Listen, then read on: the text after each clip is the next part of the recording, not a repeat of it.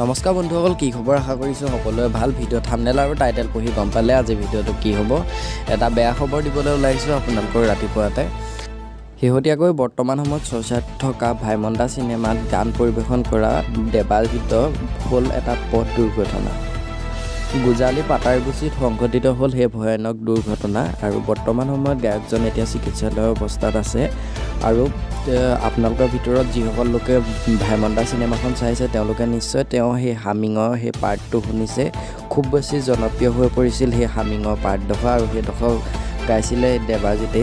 আৰু হিয়া দিয়া নিয়া সেই পাৰ্টটো নগাঁৱৰ পৰা বৰপেটা অভিমুখে আহি থাকোঁতে নিয়ন্ত্ৰণ হেৰুৱাই দেৱাজিতৰ বাহনখনে দলঙৰ ৰেলিঙত খুন্দা মাৰে।